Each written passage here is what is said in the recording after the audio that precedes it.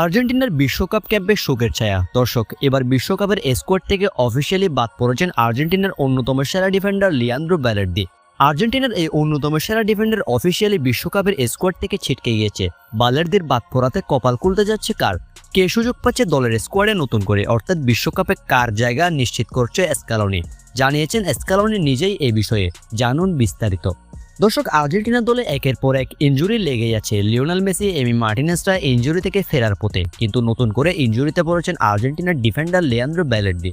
গত মৌসুমে বালের্দির খেলা যারা দেখেছে তারা বলতে পারবে বিশ্বকাপে সে দারুণ এক স্বপ্ন নিয়ে মাঠে নামতে চলেছিল, কিন্তু সব স্বপ্ন নিমিশেই শেষ হয়ে গেল আর্জেন্টিনার ট্রেনিং সেশনে। দর্শক, আর্জেন্টিনার ট্রেনিং সেশনে বালের্দির পেশি ছিঁড়ে যাওয়ার ইনজুরিতে পড়েছেন, যে কারণে মূলত 2026 বিশ্বকাপ খেলতে পারবে না আর্জেন্টিনার অন্যতম সেরা এই ডিফেন্ডার। ইতিমধ্যেই আর্জেন্টিনা ফুটবল অ্যাসোসিয়েশন বিষয়টি নিশ্চিত করে জানিয়ে দিয়েছে 2026 বিশ্বকাপে বালের্দিকে অফিসিয়ালি স্কোয়াড থেকে বাদ দেওয়া হয়েছে। এই ঘটনায় আর্জেন্টিনার ফুটবল অ্যাসোসিয়েশনের নেমে এসেছে ধাক্কা, কেননা বালের্দি ছিল লেফট সিবি এবং রাইট সিবি, অর্থাৎ ডান পাশে এবং বাম পাশে উভয় পাশে খেলতে সমান পারদর্শী।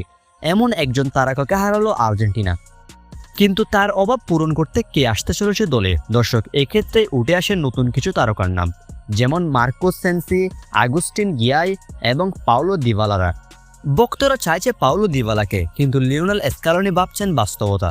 দর্শক, আর্জেন্টিনার স্কোয়াড থেকে যিনি বাদ পড়েছেন তিনি একজন আর্জেন্টিনার পারদর্শী ডিফেন্ডার, অর্থাৎ রক্ষণভাগের খেলোয়াড়। এক্ষেত্রে পাওলো দিবালাকে কোনোভাবে সুযোগ দেবেন না লিওনেল স্ক্যালোনি।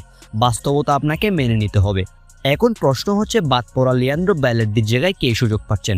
দর্শক, এক্ষেত্রে সবার আগে যার নামটা উঠে আসছে তিনি হলেন মার্কোস সেন্সি। গত মৌসুমে ইংলিশ প্রিমিয়ার লিগ কাঁপানো মার্কোস সেন্সির বাদ পড়াতে হতাশ হয়েছেন ভক্ত সমর্থকেরা, যে কারণে সামাজিক যোগাযোগ মাধ্যম এবং আর্জেন্টাইন বিভিন্ন সংবাদ মাধ্যম সব ক্ষেত্রেই উঠে আসছে মার্কোস সেন্সির নাম।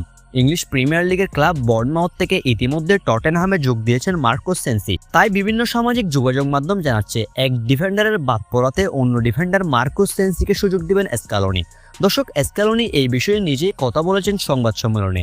স্ক্যালোনি বলেছেন, বালের্দির পরিবর্তে আমরা কাকে নিব সেটা আমরা ডিক্লেয়ার করব আইসল্যান্ডের বিপক্ষে ম্যাচের পর, অর্থাৎ 10 তারিখ আর্জেন্টিনা আইসল্যান্ডের বিপক্ষে মাঠে নামবে।